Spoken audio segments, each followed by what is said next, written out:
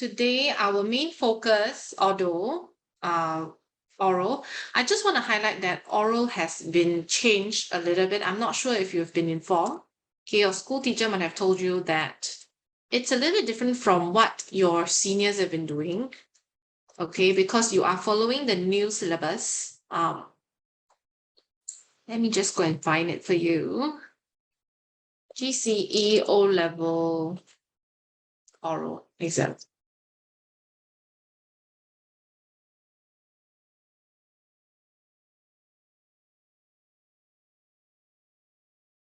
Okay, let me just show it to you. Okay, you need to know what you'll be tested on first for oral. Okay, in the past, it used to be reading aloud. Basically, students are given a passage and they have to read. But now they find that it's a little bit redundant because reading skills, maybe it should have been acquired when you were in primary school. So for O-level standard, they are no longer testing you on reading aloud, like reading a passage aloud. Okay, so this was the old one, right? This one, reading aloud, right? You're supposed to read a short text presented on a computer screen, bearing in mind the purpose, audience, context. Short instruction will guide candidates on the context of reading aloud. Okay, and then after that, you have a mixture of like types and forms, and you'll be assessed on your ability to pronounce and articulate the words properly, right? And then after that, you have another 20 marks for your spoken interaction, whereby you will be given a visual stimulus based of in a form of a video clip. And then after that, it will also be thematically linked to the text in the first part. Then you are supposed to engage in a conversation with your examiners. Right? So that was how oral exam was conducted in the past. But now they are going to split it into 15 marks each. Okay.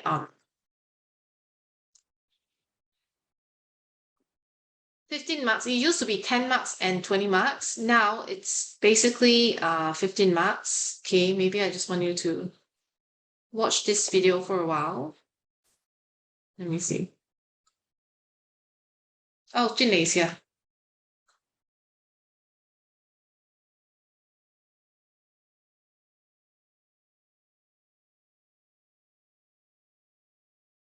Let me just share sound first. Jinlei, we are actually doing oral communication today. Oh, wait, what's this? I do not want the app.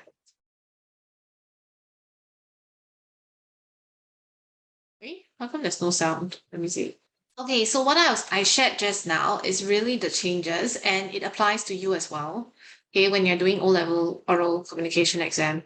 Okay, so you are supposed to, like what is mentioned in the news, it actually came out in the news, okay? I also think that it's really more relevant to have a planned response rather than reading aloud passage, because reading aloud, I think, is a skill that you should have acquired when you're in primary school. Okay, now that you're in Sec 4 doing the O-level exam, I think it's more relevant for you to think on the spot and you really think of a response, okay, and really process the thinking on your own. Okay, so just be clear, okay, it's going to be 15 marks each. 15 marks for a planned response in response to the video that's going to be shown to you, and 15 marks for a conversation with your examiner. So it's 15, 15 each. It used to be 10 marks for reading aloud and 20 for your spoken interaction. Okay, so are we clear with that? Yeah? Okay. So like I say, today's focus is really on oral communication. I don't think I need to go through rules because all of you are not new. Okay, it's not your first time in my class. So I'll just skip the entire house rules part. I'm sure you know what to do. Galvin and Jinlei, if possible, please turn on your video. Thank you very much. Yeah, so that's one of the things that we should be aware of. And yeah, basically that's it. Okay, I'm just going to move on to the next one. Okay, now in terms of oral communication, because you will be having a conversation with your examiner, so therefore you will need to narrate something that has happened in the past, because most of the time the questions asked are reflective questions, which means you are supposed to reflect on something that has happened to you and narrate it to your examiner. Okay, but the thing is that sometimes there might be questions that are asking you for your opinions. What do you think of this? Do you think that we should take care of our own health? Do you think we're responsible for our own health? So that will be asking you for a response in terms of your own opinions and your viewpoints. So that one doesn't need to be in narrative tense. So I just want to highlight that, okay? But otherwise, most of the time, we will be using narrative tenses, and you will also be marked on language. So you need to make sure that you're speaking not just anything, but you should be speaking in proper English as well. Okay? Because language is one of the components that they're going to mark you on for your oral exam. Yeah. So what do I mean by narrative tenses? Narrative tenses are basically your verb tenses that you use to tell a story. Like I said, as I mentioned just now, to narrate the story. They are typically found in your historical events, of course, because historical events happen in the history, it's in the past, so it's mostly in past tense. Yeah. Recent actions, anything that has recently just happened, and even biographical information. But the thing is that biographical information, usually only famous people write biographies, because if you're not famous and you write biography, nobody will want to buy your biographies. Okay, so usually biographies are, like politicians, famous people, actors, actresses, even your sportsmen, right? So those are biographies. You can sometimes find them in textbooks, in spoken accounts. Like just now, if let's say we were to watch a YouTube video on like a vlog, someone visited Japan and created a vlog. So instead of blog, right? Blog is like a diary, it's basically a vacation blog. So they're talking about their vacation. So for that, if you notice, most of the time when as they're speaking, they're using a lot of narrative tenses as well. It's past tense. Okay. So let's see what are the examples of narrative tense. Basically, there are four, all in past tense, if you realized. Okay, all in past tense. But under past tense, there are four types: simple past, continuous past, past perfect, and past perfect continuous. Okay, so why are we going through this? Because I just want you to be a bit more mindful when it comes to speaking for your oral exam. You need to make sure that when you're recounting a certain incident that had happened, or your past experiences, it has to be in past tense. Yeah. Okay. Now we'll go through the first one, simple past tense. So in terms of simple past tense, I think it's quite easy to use, basically, right? But let me just draw a timeline for you. Say, for example, you're telling your story to your examiner, which is your plot. Okay. Simple past tense basically refers to something that had happened and also ended at that point in time. So basically, it's just then, okay, it took place at a specific place or specific point in time in the past. So if I say I visited Italy last summer, so this will be the point, right? Visited Italy last summer. So I'm recounting on the story and just telling the examiner that, oh, I visited Italy last summer. Or mom cooked lasagna for dinner, right? So at that point in time, mom cooked lasagna. That's all. Okay, it happened, it took place, it's over. Right? So that's past, simple past tense. Yeah. I did not. Now I'm just gonna not write in contraction. Okay, I'm gonna write in full. It should be did not instead of didn't. We usually don't use contraction unless we are writing a dialogue.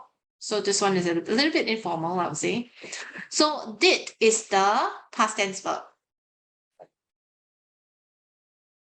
The word not is actually not a past tense. The word not is actually an adverb. It tells you a little bit more about the verb. So what you did? Oh, you did not. Okay, so not means it's an adverb that tells you a bit more about the verb did. Okay, last year I went to Korea. So of course the word went is the past tense verb. I watched a movie yesterday with Kelly. Okay, so in this case, I watched a movie. So watched is the verb, right? Is the past tense verb. Okay, so that's how you use simple past tense. I think it's relatively simple. Shouldn't have been any issues with that. Yeah.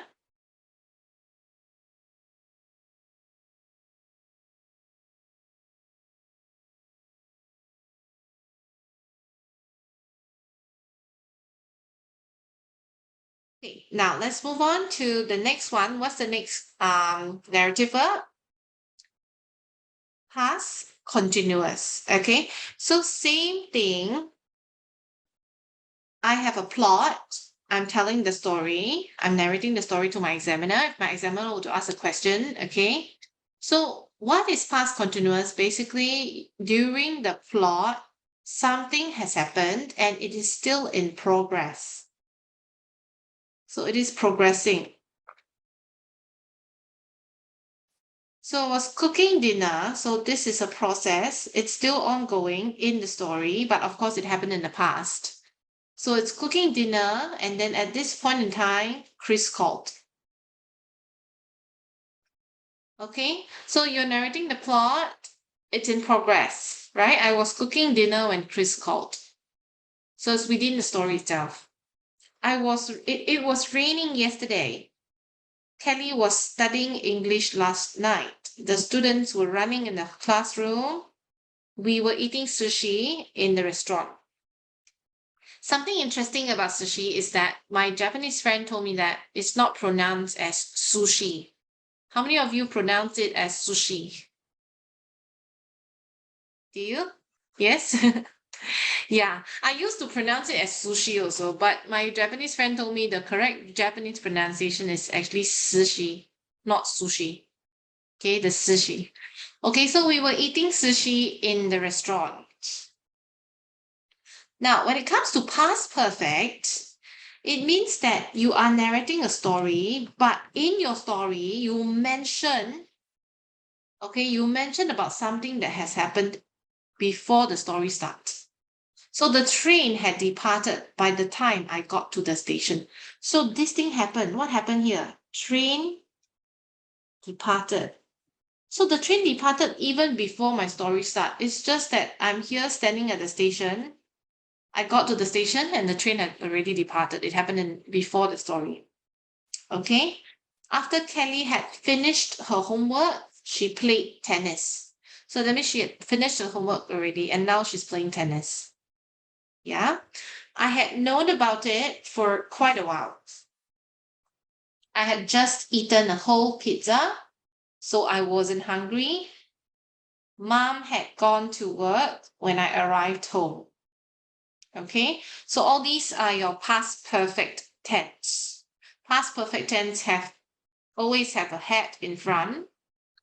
And of course, you have your perfect tense behind. Okay, so like for example, know is present tense, knew is simple past, perfect tense is known. Just like eat. Eat is present, ate is past, eaten is perfect tense. Okay, go, went, gone. But of course, there are some regular verbs that do not have like a perfect tense. It's the same as past tense. So basically, it's like finish, finished, finished.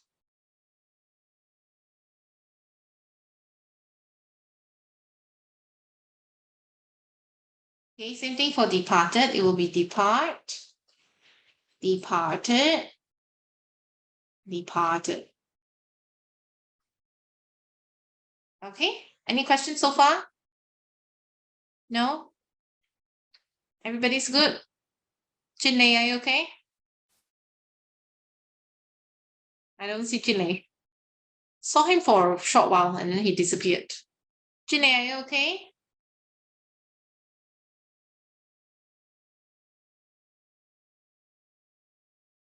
Yeah? Okay.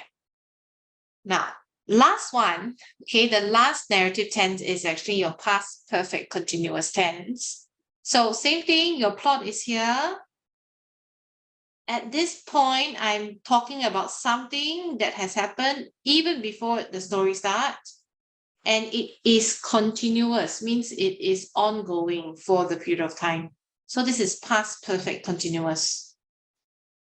Okay, so it's something that, you're talking about an event that was happening in the past and it still continues up to a certain point in the past, which means it's ongoing here. So here are some examples. I had been living. So this is the past perfect continuous tense.